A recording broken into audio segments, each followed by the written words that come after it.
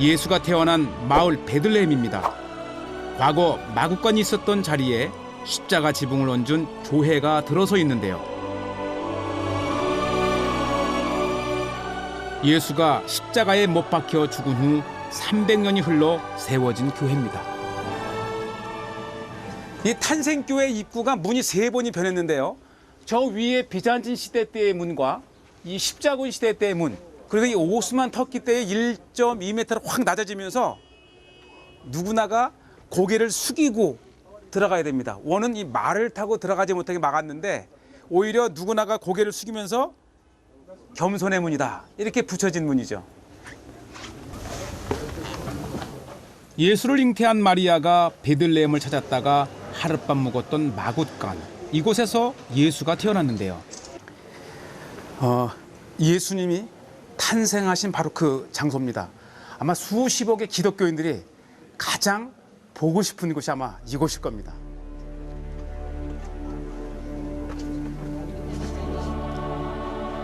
(2000년) 전 말을 키우던 동굴 마굿간. 예수는 화려한 궁전이 아닌 초라한 말 구유에서 태어났습니다. 세상 가장 낮은 곳으로 오신 그분의 뜻을 기리며 기도를 올렸는데요. 위대한 인물의 탄생지로 인도했던 별입니다. 바로 동방박사를 이 예수님의 탄생 장소로 이끈 그 별이 하나 내려와 앉아 있고요. 별처럼 밝게 빛나는 삶이 아닌 사회의 어두운 그늘 속에서 가난한 자의 친구로 살았던 예수, 그 숭고한 정신을 새겨봅니다. 이스라엘 하면 떠오르는 도시 어딜까요? 역시 예루살렘이겠죠? 베들레헴에서 30분 거리 예루살렘으로 갑니다. 해발 700m 고지 위에 세워진 예루살렘. 수많은 제국이 탐내었고 정복했던 곳이 바로 예루살렘입니다. 유대인의 종교적인 신념을 확인할 수 있는 또 다른 곳, 바로 메아 쉐아림입니다. 숫자 100을 뜻하는 지명은 성경 속 아브라함의 아들 이삭이 씨를 뿌린 후 100배의 수확을 거두었다는 데서 유래합니다. 엄격하게 율법을 지키며 살아가는 정통파 유대인들의 거주지인데요. 한여름에도 여자들은 긴 치마에 머리를 가립니다. 남자들은 하나님의 힘과 생명을 상징하는 머리카락과 수염을 기르고 검은 코트와 중절모를 착용하는데요. 종교적인 엄숙함이 도시를 가득 채우고 있습니다.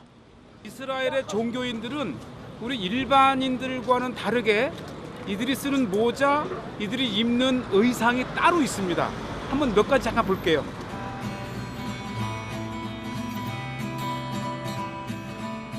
유대인 남자들의 옷과 장신구를 파는 상점입니다. 페오트라고 부르는 구렛나루를 기른 직원이 눈에 띄는데요. 하얀 와이셔츠 속에 꼭 갇혀 입은 찌릿, 허리 아래 여러 가닥의 술이 달려 있습니다. 라마 예시 כמו כזה, מה מאשימות את זה? מה? זה מה תרי"ג מאשימות? מצוות. תרי"ג מצוות. פה ככה אנחנו זוכרים שהקדוש ברוך הוא ציווה אותנו בתרי"ג מצוות כל רגע איתן. 와, 이 와이셔츠 속에 이걸 입는 데네요. 그리고 누르뜨리고 다니고 이 위에 이제 와이셔츠를 입고. 아, 로함? לא חם? תראי, לא חם. אם יש מקום בלב ורוצים לקיים את המצוות אז שום דבר לא חם. 유대인 남자들이 쓰는 작고 테두리 없는 모자 킵합니다. 결혼한 여자들은 성적 매력을 감추기 위해 머리를 자르거나 감싸고, 남자들은 나이 붉은 키파를 씁니다. 내 위에 하나님을 모시고 있다는 겸손의 표현이자 신앙 고백인데요. 검정색은 완전히 종교인들, 정말 일반적인 일을 하지 않고 예시바에서 탈무드만 공부하면서 살아가는 종교인들은 이런 아예 완전 검은 이 키파를 쓰고요. 그다음에 이제 이런 것들은 이제 일반 유대인들이 뭐 세속적으로 또 일반 직장도 생활하는 사람들은 그냥 내가 유대인이다라는 걸 보기 위해서 이렇게 뜨개질한 거를 씁니다. 그래서 다양하게 하고, 특히 이제 이 청년이 되면서 연애를 할 때 사랑하는 그 여자친구가 남자에게 이 뜨개질을 해서 선물을 하는 것이 아주 보편화돼 있어요. 유대인의 상징이 된 키파. 유럽에선 테러 위험 때문에 착용을 금지한 나라도 있을 정도인데요. 검은 중절모를 파는 상점입니다. 헬로, 마시롱카.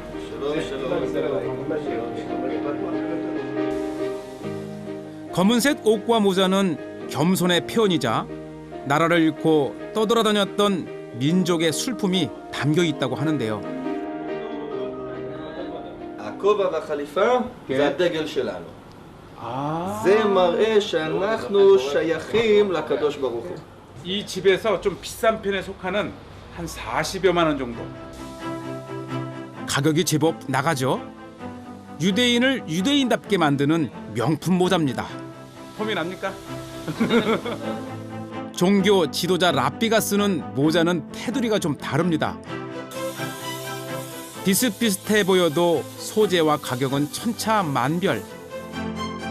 항상 깨끗이 손질해서 모자각을 잘 잡아놓아야 하는데요. 보관할 때도 찌그러지지 않도록 전용 가방에 넣어놓습니다. 케이스를 만들어서 이 케이스에 담아서 그러니까 이 유대인들에게 이 삶에 모자는 굉장히 중요한 것 같아요. 집에서조차도 이렇게 딱 케이스에 이렇게 딱 해서 걸어놓을 수도 있고 유대인들의 새로운 세계를 보는 것 같아요. זה מתקלקל בגשם במים, זה פלסטיק, זה טוב. בגלל זה 그게 חשוב זה נוח, נוח. נסיעות, אתה רוצה לטוס, לוקח את זה, זה חזק. זה מתעקם אחרי זה השוליים. 모자는 유대인들의 상징이자 자부심이기도 합니다. 예루살렘의 새로운 상징 트램입니다. 과거 서울을 달리던 전차가 생각나는데요.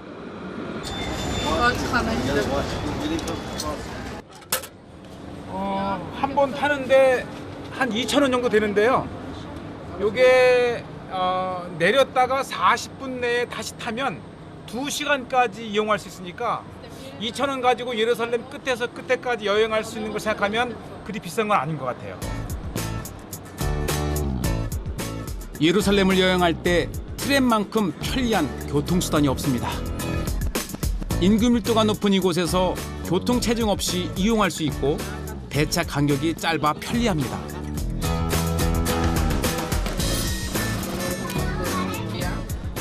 검토원이 따로 없어요. 알아서 합니다.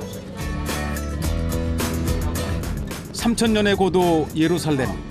첨단 열차를 타고 달리자 묘한 기분이 들었는데요. 지상전철 자체가 이 예루살렘의 대표적인 올드시티, 예루살렘 성을 따라서 쭉 이렇게 가게 돼 있어요.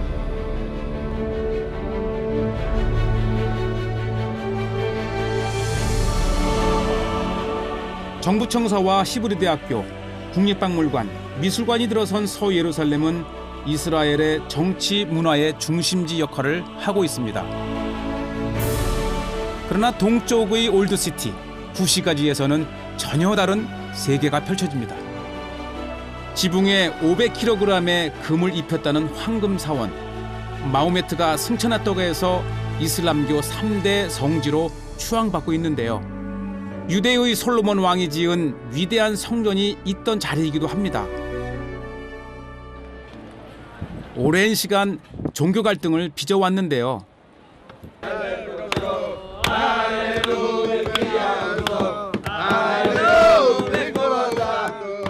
무더운 날씨 속 검은 코트를 입은 유대인들이 마치 노래를 부르듯 경전을 읽습니다. 성벽 앞 기도문을 적을 수 있는 메모지가 있는데요. 원하는 것을 돌tum에 끼워 넣으면 소원이 이루어진다고 합니다. 한 번 와서 기도하고 가는 것으로 끝나는 것이 아니라 나의 기도 제목을 꽂아 놓음으로써 계속해서 나의 소망과 기도의 제목이 이곳에서 하나님께 기도하고 있다. 그런 아주 대표적인 상징이죠. 1900년 전 로마 제국에 의해 예루살렘 성전이 파괴되면서 유대인들의 방랑 생활이 시작됩니다. 1년에 한 번 예루살렘 방문이 허락되는 날 무너진 성벽 앞에 앉아 슬피 울며 기도했다고 하는데요. 성벽 사이 사람들의 소원이 빼곡합니다. 고통과 절망에 빠진 이들의 간절한 마음이 전해지는 듯 했는데요. 유대인들의 아픈 역사가 서려 있는 통곡의 벽. 넓은 광장에 남자와 여자 기도 구역이 나뉘어져 있습니다. 오직 기도에 집중하라는 의미가 담겨 있는데요. 예루살렘에서 가장 아름다운 성문 다마스쿠스 문입니다. 예전에는 이 문을 통해 시리아의 수도 다마스쿠스로 간다고 해서 이름 붙여졌는데요. 좁은 골목길을 걷다 보면 예수가 십자가를 지고 간 고행의 길 비아 돌로로사에 도착합니다. 2000년 전 로마 제국의 법정이 있던 자리입니다. 죄 없이 끌려온 예수가 사형 언도를 받은 곳인데요. 이것이 예수님께서 본디오 빌라도에게 사형 언도를 받으신 빌라도 법정입니다.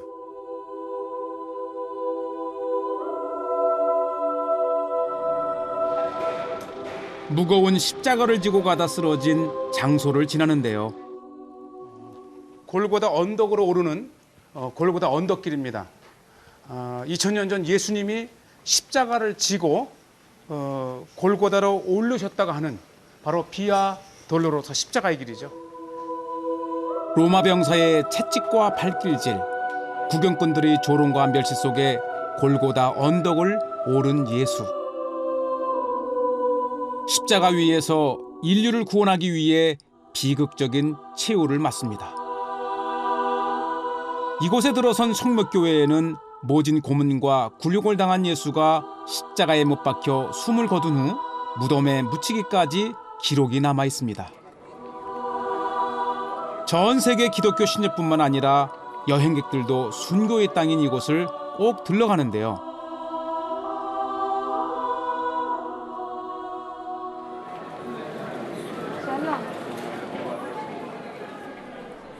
십자가의 길 13번째 지점. 고통 속에 운명한 예수를 십자가에서 끌어내려 염을하고 세마포로 감싼 곳입니다. 기독교 신자들은 인간을 죄와 고통에서 구원하기 위해 피 흘린 예수 그리스도를 기억하며 뜨거운 눈물을 흘리는데요. 교회 안 골고다 언덕으로 올라가면 비극의 현장을 더욱 체감할 수 있습니다. 예수가 두 명의 강도와 함께 십자가형에 처해졌던 장소인데요. 예수님을 달았던 십자가가 섰던 바로 골고다 그 장소입니다.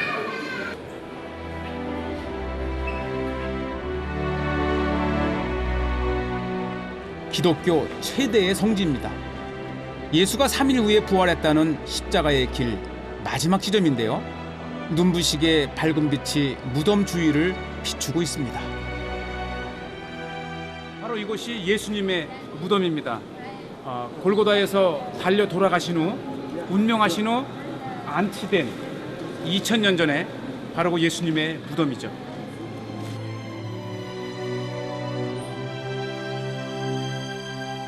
드디어 예수 무덤이 자리한 예배 처소로 들어갑니다. 무덤 속에 안장된 후 큰 돌을 굴려 막아두었다고 하는데요.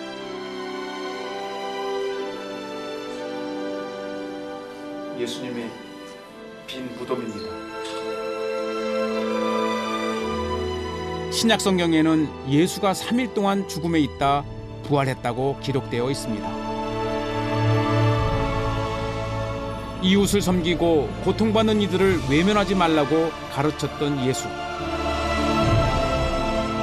이웃사랑을 넘어 원수까지 보듬어 안았던 구원자의 가르침이 분쟁의 땅 예루살렘에 울려 퍼집니다. 해발 930m의 고지대, 성경에서 가나안 최고의 기름진 땅으로 묘사된 헤브론이 있습니다. 아침 저녁 일교차가 커서 과일 맛이 좋기로 유명한데요. 청포도가 익어가는 계절, 한 낮의 뜨거운 태양 아래 알알이 연근 포도가 먹음직스럽습니다. 진짜 헤브론 포도밭에 오니까요. 하늘에서 포도가 내리는 것 같아요. 탐스러운 데다 엄청나게 큽니다. 이걸 다 가져가고 싶어. 야, 한 송이 이만큼, 예? 몇 킬로 될 것 같아. 한 송이에 1kg이 넘습니다. 성경의 헤브론 포도가 얼마나 큰지 장정 2명이 어깨에 메고 왔다는 구절이 있는데요. 헤브론의 포도 인심이 최고네요. 한 송이 잘 익은 포도를 따주시는데요. 풍성한 열매만큼 인심도 후합니다. 헤브론 포도, 과연 맛은 어떨까요? 아주 맛이 달아요. 그러니까 이 아침 저녁으로 이슬로만 익어가기 때문에 이 수분이 증발되고 엑기스가 남은 게 이 포도송입니다. 성서에 자주 등장하는 포도, 이스라엘 민족에겐 상징적인 과일인데요. 이렇게 풍족한 이 포도를 다 팔레스타인 사람들이 소비할 수 없어서 이것을 이스라엘이 사간대요. 사가는 이유는 이스라엘은 또 이 포도주가 유명하잖아요. 그러니까 이 팔레스타인 사람들의 포도를 사서 포도주를 만들어 놓고 또 이렇게 그래서 아주 대부분 다 이스라엘 쪽으로 또 판다고 하네요.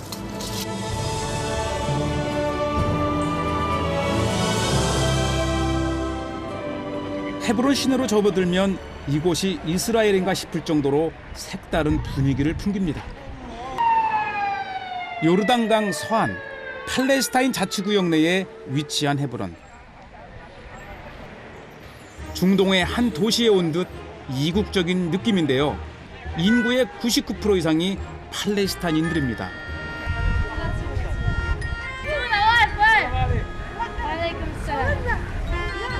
어른, 아이 할 것 없이 친절하고 넉살도 좋은데요. 복잡하고 정신없는 거리를 지나 뒷골목으로 향합니다. 아마 이 헤브론이 아마 이 이스라엘이나 팔레스타인에서 가장 이 땅에 냄새가 나는 도시죠. 도시의 역사도 오래됐지만 이 살고 있는 사람들도 오랫동안 이 땅에 살아왔던 토종 팔레스타인들의 도시가 바로 헤브론입니다. 도시의 매력은 시장에 있다죠. 사람 냄새 물씬 나는 전통 시장으로 갑니다.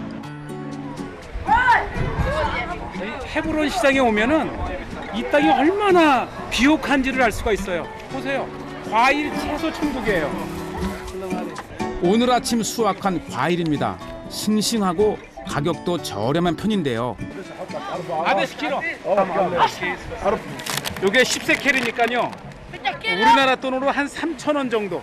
무화과 한 박스 요거에 3,000원. 과일의 천국답게 가격도 착합니다. 중동이 원산지인 무화과, 본토의 맛은 어떨까요?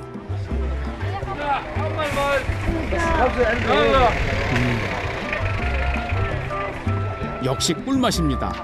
손님의 극찬에 소년의 얼굴도 밝아졌는데요. 오래된 헤브론 골목길을 걷다 보면 낯선 풍경과 마주하게 됩니다. 차가운 철문 너머 금속 탐지기 소음이 쉴 새 없이 울려대는데요. 이 팔레스타인 지역에서 이스라엘이 통제하는 마펠라 굴로 들어오는 통과되는 곳이죠. 어떻게 보면 가장 민감한 곳이죠. 일단 팔레스타인 쪽에서 이스라엘 쪽. 그러나 이제 이곳에 이 무슬림들도 같이 기도하기 때문에 그들도 오가는 곳이죠. 테러 사건이 빈번한 탓에 소지품 검사까지 받고서야 검색대를 빠져나옵니다. 이렇게 시장통을 빠져나오면 바로 그 유명한 헤브론의 막펠라 사원, 아브라함과 이삭과 야곱이 묻혀 있다고 하는 그 막펠라 사원, 이것이 헤브론을 만드는 이유입니다. 헤브론의 유명한 성지 막펠라 동굴입니다. 출입구가 2개로 나뉘어져 있는데요. 이곳은 아랍인 구역입니다. 이슬람 신자들이 기도를 드리는 사원인데요. 막펠라 모스크의 반에서 이슬람 쪽입니다. 그래서 무슬림들은 자기를 들어갈 때 이렇게 다 신발을 벗고 들어갑니다.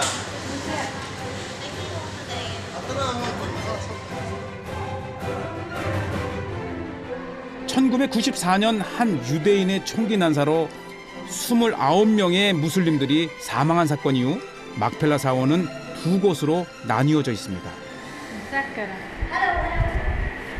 현재 막펠라 굴 사원은 정확하게 지금 보이는 이 아브라함 무덤을 중심으로 반으로 나뉘어져 있습니다. 그래서 아브라함의 무덤은 가운데 있어서 무슬림 쪽이나 유대인 쪽이나 동시에 볼 수 있고, 대신 이곳에서 이 무슬림 쪽은 이삭과 리브가의 무덤이 있고요.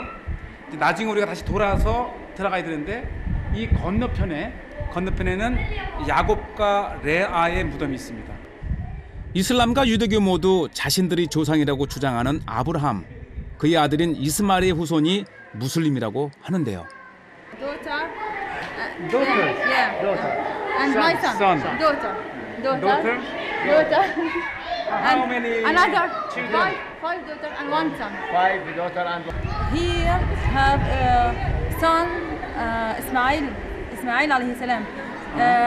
Ismail alayhi salam and his father built a Kaaba in Al Saudiyah, Riyadh. 마치 제사를 지내듯 조상의 묘를 찾는 무슬림들. 아브라함의 또 다른 아들 이삭과 리브가의 무덤도 보이는데요. 한 지붕 아래 불편한 동고를 이어온 이스라엘과 팔레스타인. 유대인들은 성지 막펠라 사원을 지키기 위해 위험을 무릅쓰고 팔레스타인 구역에 살고 있는데요. 막펠라 동굴의 또 다른 입구 유대인 회당으로 들어섭니다. 막펠라의 유대인 쪽을 들어오면 제일 먼저 우리를 맞이하는 것이 바로 아브라함의 무덤, 히브리어로 아브라함 아비누, 우리의 아버지, 우리의 조상 아브라함의 무덤, 이렇게 표시가 되어 있습니다. 유대인들에게 아브라함은 아들 이삭에서 야곱, 요셉으로 이어지는 믿음의 조상입니다. 뿌리를 찾으려는 유대인들의 발길이 끊이지 않는데요. הוא התחיל את היהודים. עד אז לא היה יהודים, היה גויים, כולם היו אותו דבר. הוא התחיל, הראשון שהתחיל את העניין של יהודים, זה היה אברהם אבינו. הם אומרים זה נביא של מוסלמים. מה אתה חושב על זה? כן, אבל גם הם אומרים שזה אברהם אבינו. גם בשבילם זה אברהם אבינו. אברהם אבינו היה בן ישמעאל. אז הם משתייכים לישמעאל, שזה יוצא שזה גם האבא שלהם, כי על אברהם היה בן יצחק וישמעאל. 하나의 조상에서 분쟁의 씨앗으로 비극은 끝나지 않고 있습니다.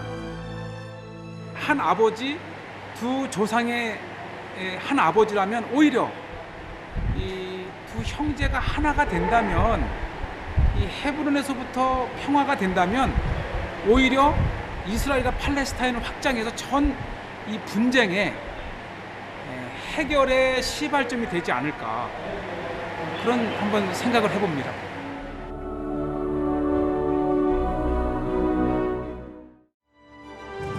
끝이 안 보일 만큼 넓은 규모 때문에 성경에선 바다로 묘사되기도 하는데요. 이스라엘의 중요한 식수 공급원입니다. 세계 각국의 관광객들로 붐비는 성지순례 명소이기도 한데요. 2000년 전 고깃배를 본뜬 유람선입니다. 이 갈릴리가 유명한 것은 바로 예수님 때문입니다. 예수님이 배를 타고 이곳에서 이제 많은 활동하셨는데, 그래서 이 갈릴리를 방문하는 사람은 꼭 한 번쯤은 2000년 전을 회상하면서 한번 배를 타보는 거예요. 갈릴리에서. 갈릴리 호수를 가까이 보고 싶어 저도 배에 올랐습니다.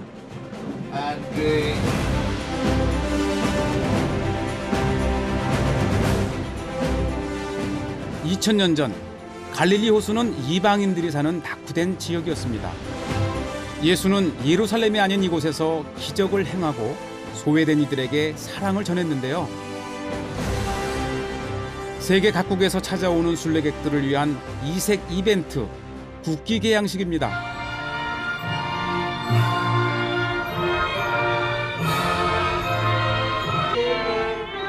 나이지리아계 영국인들이 국가를 열창하는데요.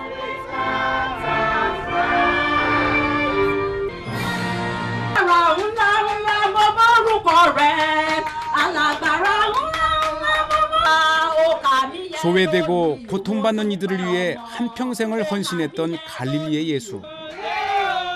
그 의미 깊은 성지를 돌아보며 뜨거운 찬양과 경배를 올립니다.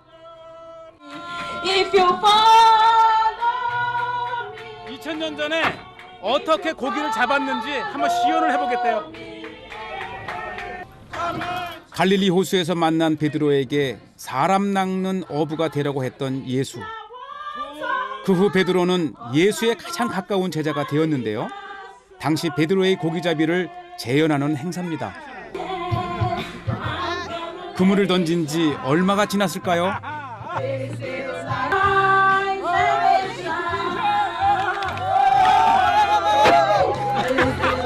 진짜 고기를 잡은 줄 알았는데요. 이런 깜빡 속을 뻔했네요. 성지 순례 중이지만 엄숙함 대신 기쁨이 가득합니다. First, why you came here? Why you are exciting? Because this is a religion country. Religion, Christians. Yes. We believe in Jesus. Yes. We came to praise the name. We came to give his name of glory. We came to glorify his name because he's a mighty God. 갈릴리 호수에는 예수가 물 위를 걷고 바람과 파도를 잠재웠다는 기적이 전해지는데요. 전쟁의 거센 폭풍도 잦아들기를 기도해 봅니다.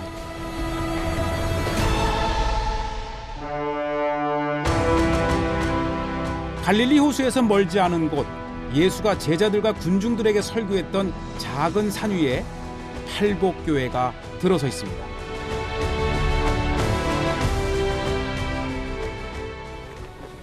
세상의 빛과 소금이 되고 상대가 오른뺨을 때리면 왼뺨을 내어주라는 이야기까지 예수의 유명한 설교가 생해진 곳입니다.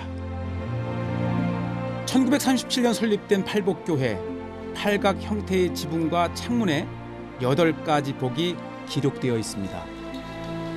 예를 들어서 심령이 가난한 자, 애통하는 자, 온유하는 자, 이렇게 해서 8가지의 복을 선포하신 그런 교회 내부가 되고요. 종교를 뛰어넘는 인간의 윤리와 사회적 의무, 이웃 사랑까지 예수의 가르침을 마음에 새겨봅니다.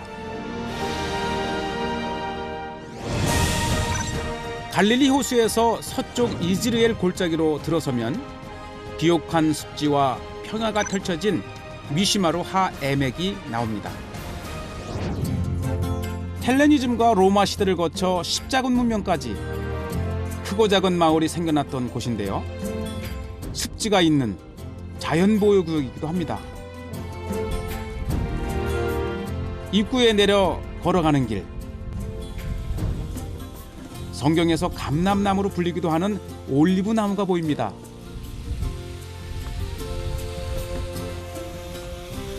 한 천년 이상 된, 그 천년의 세월을 견디어온 나무는 사실은 감람나무밖에 없어요. 이 너무나 오래돼서 이 메인 그 기둥이 썩어 없어져도 옆에서 다시 가장기가 이 본 가지가 되면서 생명력을 유지해요. 열매 보세요. 나무는 이렇게 늙었지만은 열매는 청춘이에요. 천년 고목이 맺은 싱그러운 올리브 열매. 백발노인이 자식을 본 것처럼 놀랍기만 한데요. 건조한 지역답게 선인장이 자주 눈에 띕니다. 유대인들은 자녀를 선인장 열매를 뜻하는 사브라라고 부르는데요. 이 뜨거운 날씨에 이 견뎌내는 이 선인장을 보고 유대인에 비유하기도 합니다. 즉 이 땅에 아주 고단한 이 땅에 유대인들이 끝까지 살아남는, 그래서 이 히브리어로 짜바로 하는데 이 짜바로 하면 유대인들에게 이 토백이란 그런 뜻이에요. 황토빛 대지 위에 비옥한 옥토와 울창한 숲이 펼쳐진 아인 아펙. 이스라엘에서 좀처럼 보기 힘든 습지가 남아 있습니다. 나아만 하천의 마지막 습지인데요. 다양한 동식물이 서식하고 있어 1979년 자연보호구역으로 지정, 보호받고 있습니다. 여기서 제가 재밌는 거 하나 보여드리겠습니다. 오늘 제가 아침을 먹으면서 가져온 게 있는데 이게 누구의 먹이냐?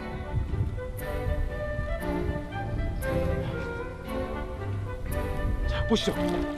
식빵을 늪에 던지자 순식간에 메기떼가 달려듭니다. 어른 팔뚝보다 큰 메기가 끝도 없이 몰려드는데요. 이렇게 메기가 많은데 그냥 남아있는 거는 유대인들은 메기를 안 먹습니다. 왜냐하면 이 유대인 성경에 이 물고기라도 비늘이 없으면 먹지 말라가 하는 그 규정 때문에 이렇게 좋은 메기가 많은데도 불구하고 유대인들은 먹지 않습니다. 아마 우리 한국인들이 이 메기를 알았다면 아마 이거는 이 여름에 최고의 보양식이 됐을 거예요. 유대인들은 비늘과 지느러미가 없는 생선과 조기류를 먹지 않습니다.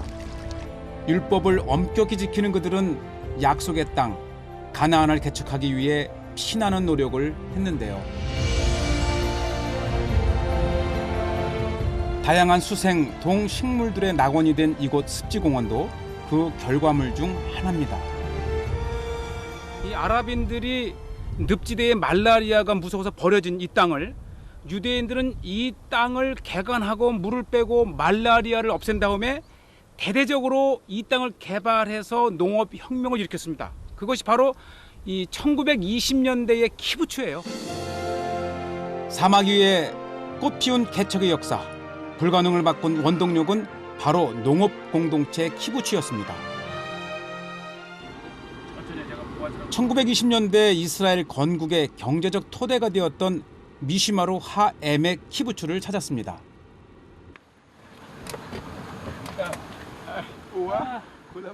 평소 알고 지내던 하에멕 키부츠의 구성원 보아즈를 만났는데요. 태어나서 지금까지 50년 동안 키부츠 생활을 하고 있답니다. 1909년 최초의 키부츠가 생긴 이후 현재 이스라엘 전역에 230여 개의 키부츠가 운영 중입니다. 전체 농업 인구의 17%를 차지하는데요. 보아즈 부부가 살고 있는 집에 초대를 받았습니다. 감사의 의미로 수묵화가 그려진 대나무 부채를 선물했습니다. 한국 문화에 관심을 보이면서 무척 좋아했습니다.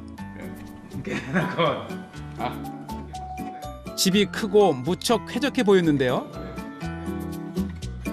한국은 내 집 마련이 참 힘든 일인데 이곳에서는 어떤지 궁금했습니다.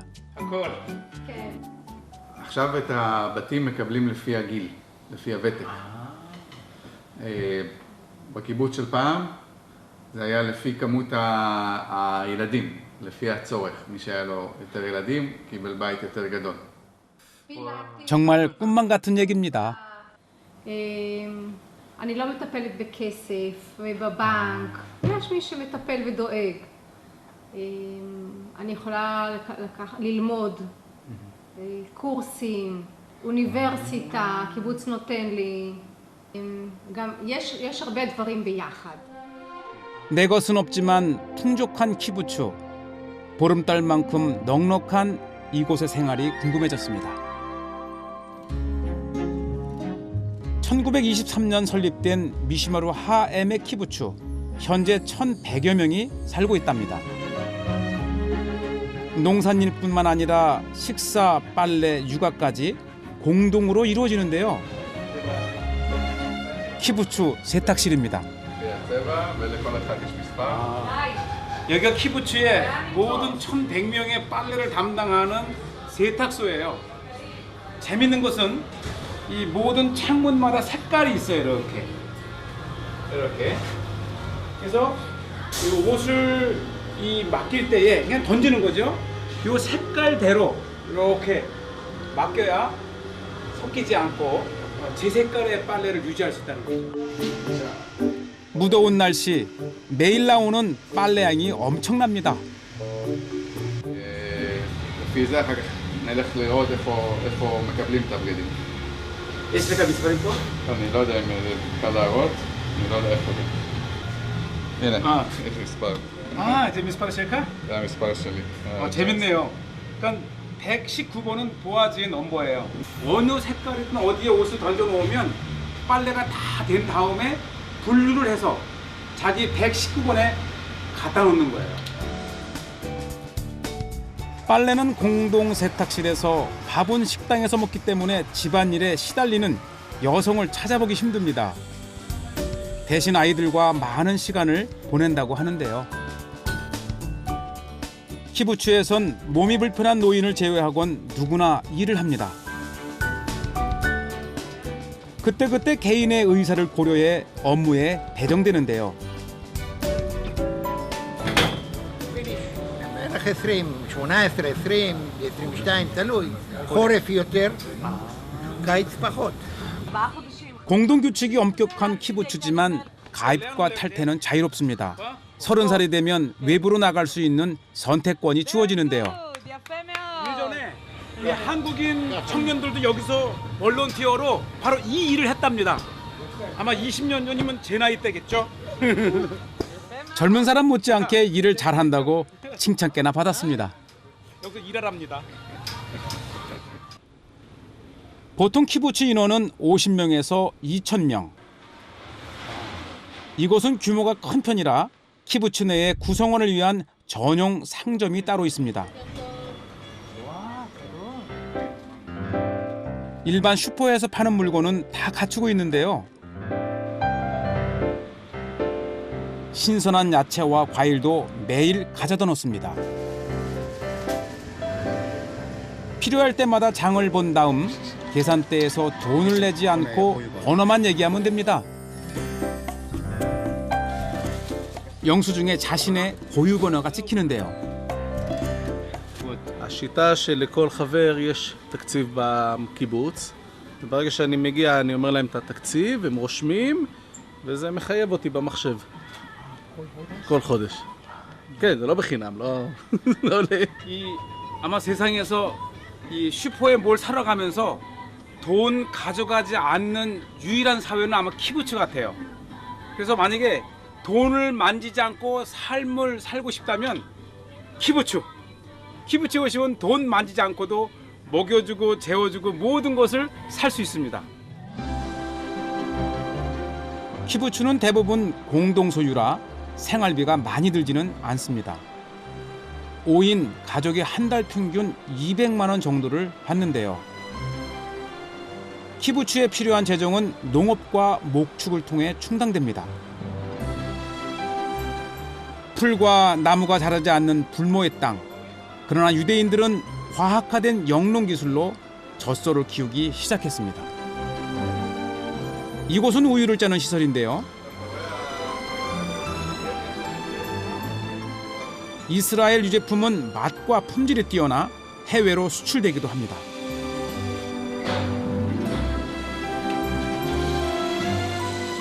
이스라엘 민족의 개척 정신은 황량하고 메마른 땅을 젖과 꿀이 흐르는 가나안으로 변모시켰습니다. 지금 150마리의 젖소가 있는데 이 150마리를 3사람이 통제를 한대요. 굉장히 효율적이고 자동화되어 있다는 거죠. 그다음 매일 3번 이렇게 젖을 짠다고 합니다. 키부츠에서는 집과 차도 개인 소유가 아니기 때문에 상속할 수 없습니다. 자동차 뒷면에 키부츠 로고가 새겨져 있는데요. 원하는 자동차를 예약해서 사용할 수 있습니다.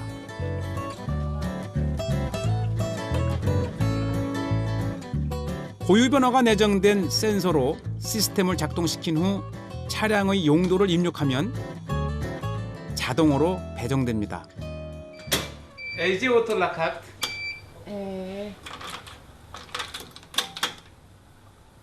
קאיה סיד. קאיה סיד. LG 오토 אתה מעדיף? לא אכפת לי. 최근 일부 키부츠에 사유재산 제도가 도입되고 이탈하는 젊은이들도 늘고 있지만 여전히 키부츠는 이스라엘 경제를 지탱하는 노동생활 공동체입니다. 사실 키부츠는 2000년간의 방랑 생활을 마치고 이스라엘이 다시 태어나게 하는 그 산파 역할을 했던 건국의 주역입니다. 지금도 이스라엘은 이 키부츠 정신을 통해서 또 이 키부츠는 이스라엘을 하나로 묶는 그러한 정신적인 지주입니다.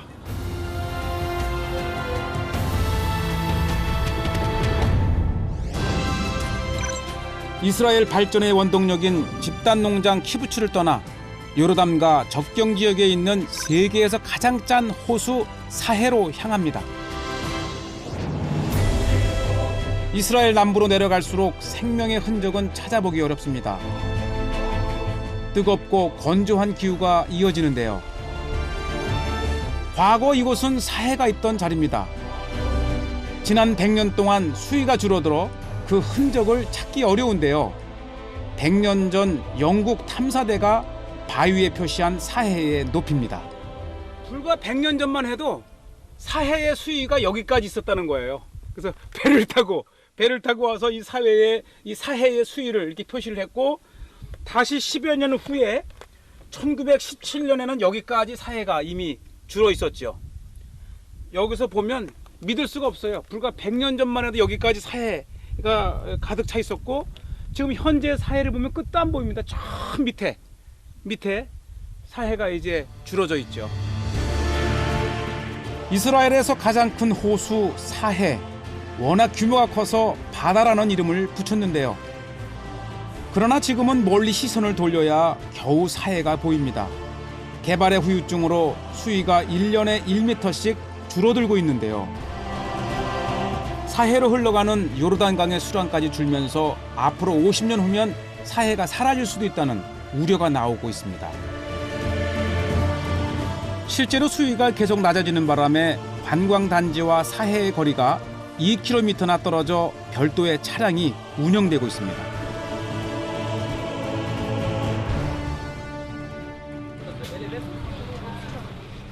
교수님, 이거를 왜 타고 가나요, 지금? 이제는 사해가 너무 말라서요. 이제는 사해까지 나가려면은 코끼리 차를 타고 나가야 돼요.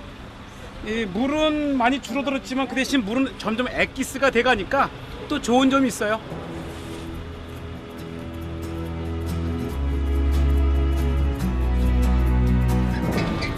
오래전 지각 변동으로 지중해가 흘러들어 생긴 사해. 요르단강이 유입되지만 증발량이 많아 염분 농도가 5배 이상 높습니다. 생물이 살 수 없어 죽음의 바다라 불리는데요.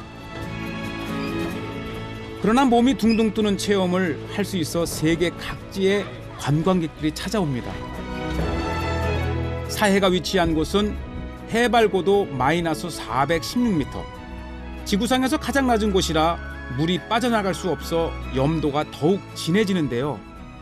이 사해의 전경이 탁 트인 이곳에 보이는 모든 것이 소금이에요. 소금물, 소금덩이, 소금돌. 사해의 수위가 점점 줄어들면서 바닥을 드러낸 지역입니다. 염전의 소금이 한데 뭉친 듯 거대한 결정을 만들었는데요. 두께만 봐도 사해의 염분 농도가 얼마나 진한지 알 수 있습니다. 이게 소금덩인데요. 소금돌. 와, 이 소리. 아마 세상에 수없이 소리를 들었지만 소금 부딪히는 소리는 아마 처음일 거예요. 이게 소금 소리예요. 미네랄이 풍부한 사해 소금, 목욕용품으로 인기를 얻고 있는데요. 사해의 명소 엔게디 해수욕장입니다. 이 사해물은 체험하지 않고는 알 수가 없는데요. 이 일반 바다보다 10배나 높은 이 소금물의 강도로 인해서 첫째는 들어가면 몸이 뜨고, 둘째는 함축되어 있는 수많은 미네랄로 인해서 아마 미용의 최고라고 합니다. 날카로운 소금 결정 때문에 신발을 신고 들어가야 하는데요. 곳곳에 소금 결정이 보입니다. 소금이 얼마나 농축되어 있는지, 이 뭔가 붙을 만한 곳이 있으면 스스로 결정을 이루어서 거의 아름다운 또 다른 예술 작품을 만든 것 같아요. 죽음의 호수에서 소금꽃을 피우는 사해. 생명력 강한 유대인들과 여러모로 닮았다는 생각이 드는데요.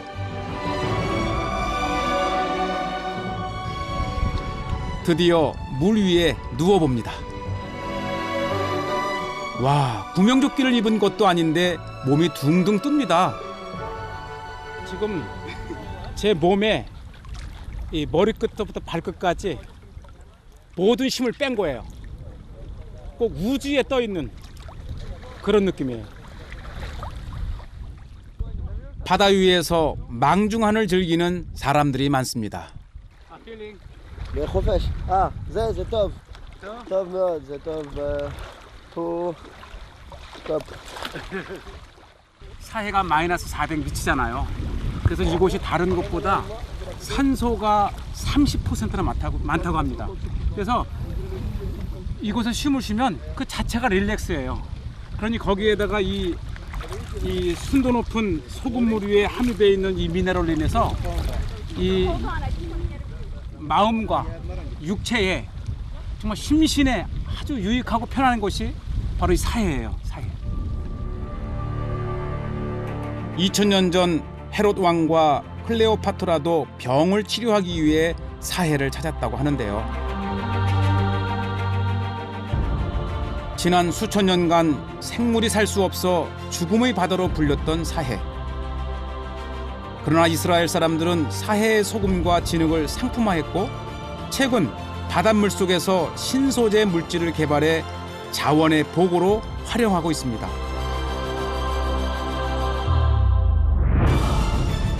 죽음의 땅을 개척한 유대 민족. 사해가 사라지는 것을 막기 위해 홍해 운하를 추진하고 있다는데요. 망망대해를 떠돌아다니듯 2000년 방랑 생활을 마치고 약속의 땅에 정착한 사람들. 더 이상 고립된 외딴 섬이 아닌 주변국과 화합하는 이웃으로 또 다른 개척의 역사를 써내려가길 기대해 봅니다.